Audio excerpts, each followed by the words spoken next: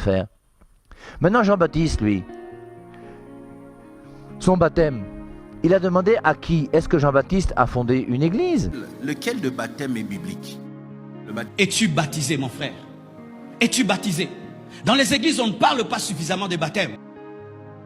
On passe par la repentance, et puis le baptême, ainsi de suite. Est-ce que Jean-Baptiste a des apôtres?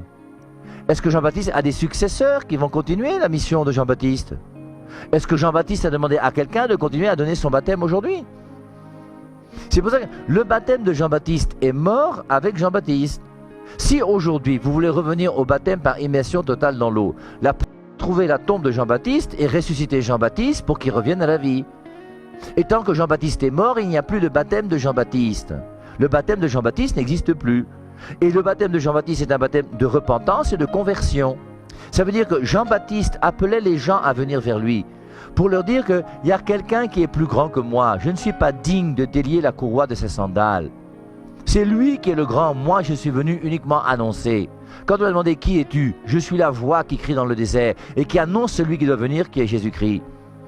Et donc Jean-Baptiste lui prépare les gens à la conversion en leur disant si vous reconnaissez que par rapport à la loi vous avez dégamé, vous avez fait des choses qui ne sont pas bonnes, venez alors et je vous donne un petit rite, petit baptême avec l'immersion dans l'eau et grâce à ce petit baptême vous avez montré votre bonne volonté de vouloir chercher à vous convertir.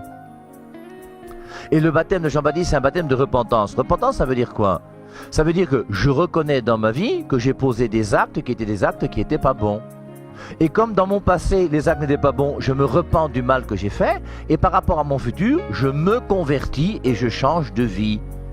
Mais le baptême de Jean-Baptiste, qui implique un changement en ce sens où je veux faire un effort volontaire de ma part pour essayer de m'améliorer, est un baptême qui n'a jamais donné la vie divine. Le baptême de Jean-Baptiste n'a jamais purifié du péché originel. Le baptême de Jean-Baptiste ne donne pas la grâce de Dieu. La grâce de Dieu est donnée par Jésus-Christ. Et c'est pour ça que revenir au baptême de Jean-Baptiste par immersion totale dans l'eau, en pensant que c'est le seul véritable baptême, c'est une confusion qui n'est pas bonne. Et le baptême de Jean-Baptiste, je vous rappelle, qui était baptême par immersion totale que Jésus-Christ a lui-même reçu. Et nous célébrons à travers ce baptême que Jean-Baptiste donne à Jésus-Christ, l'humilité de Jésus-Christ. Philippiens 2,6, lui de condition divine, ne retint pas jalousement le rang qu'il égalait à Dieu. Il est l'égal de Dieu, il a la nature divine, mais il s'est fait chair, il est venu sur terre. Quelqu'un qui arrive à l'église, qui ne se répand de rien, parce qu'il a cru au Seigneur, il commence directement à demander le miracle, demander que le Seigneur puisse faire de lui ce que nous désirons tous aujourd'hui. Mais dans le royaume de Dieu, on doit y accéder. Dès qu'on croit au Seigneur, on passe par la repentance et puis le baptême, ainsi de suite. Là, sa réponse, hein, frère Saint. Il y a la différence entre, je dois y arriver, il y a la différence entre la repentance et la confession. La confession, ça veut dire l'acte d'avouer. Mais je dis d'abord les choses qui se passent au-dedans de vous. C'est ça la repentance.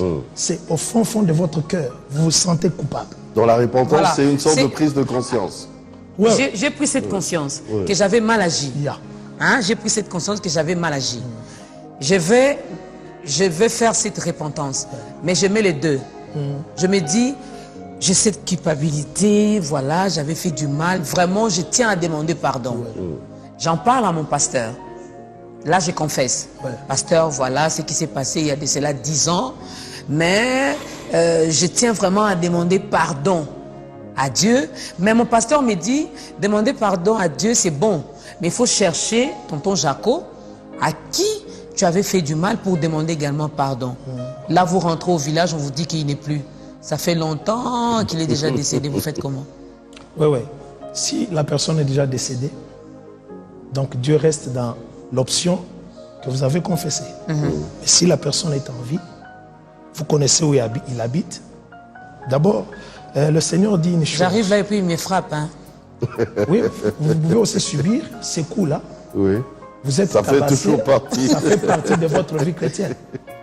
Paul dit, si je suis arrivé à ce que vous me voyez aujourd'hui, j'ai été tabassé.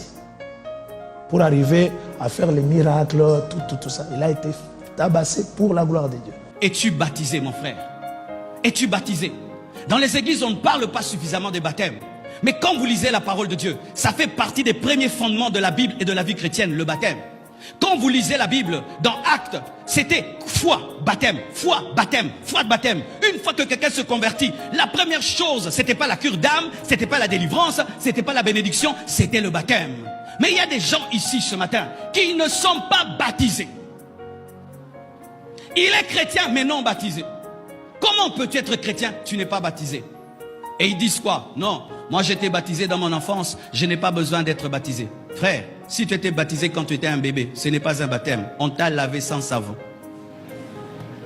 Alléluia.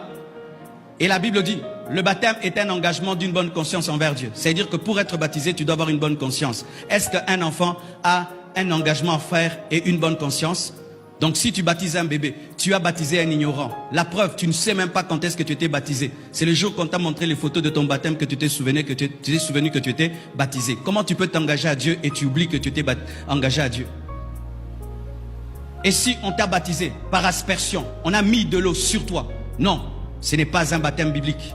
Le vrai baptême, c'est par immersion. Pourquoi? Parce que l'eau symbolise la terre et il faut qu'on te plonge totalement dans l'eau, que tu disparaisses dans l'eau. Et c'est ce qui symbolise la mort et la résurrection avec Jésus. Si tu étais baptisé avec quelques gouttes sur ton front, ce n'est pas le baptême, tu dois te faire rebaptiser. Si tu es passé sous les pieds d'un prophète, ce n'est pas le baptême. Si tu as sauté le feu, ce n'est pas le baptême. Et si même tu as été immergé sans être converti, ce n'est pas le baptême. Quiconque a été baptisé tout en étant païen, quiconque a été baptisé rien que pour le mariage, parce qu'aujourd'hui dans les églises, nous demandons à ce que les gens soient baptisés pour épouser, et certains acceptent le baptême seulement pour se marier. Si tu avais un faux baptême comme celui-là, tu dois te faire rebaptiser. Lequel de baptême est biblique? Le baptême par immersion, le baptême par effusion ou le baptême par aspersion? Les baptêmes par immersion, c'est les baptêmes où tu entres dans l'eau comme les déluges. Tu disparais et tu réapparais. C'est le baptême par immersion. Les baptêmes par effusion, c'était un baptême où on pouvait se retrouver comme on pouvait mettre... tu pouvais entrer dans un puits par exemple. Parce que là où il n'y a pas d'eau, tu entrais dans un puits. On prenait l'eau au travers, je ne sais pas, d'un récipient et on versait sur toi. Toi comme quelqu'un qui se lave, ok? Dans une douche où il n'y a pas d'eau qui coule. On prenait l'eau, on verse sur toi comme ça prend la tête, ça descend jusqu'au corps. C'était aussi un baptême pratiqué. C'est ça les baptêmes par effusion. Ça vient dans effusion. Okay? Ça vient du latin, je crois, fundare ou quelque chose comme ça. Effusion. Après, le troisième, c'était les baptêmes par, j'ai dit quoi? Par aspersion. On jette l'eau comme ça. Alors, quel est le bon baptême? Vous avez sûrement compris, toi qui m'as suivi depuis le début, hein? Si le baptême a pour base les déluges, ça veut dire c'est quoi le bon baptême? Par immersion.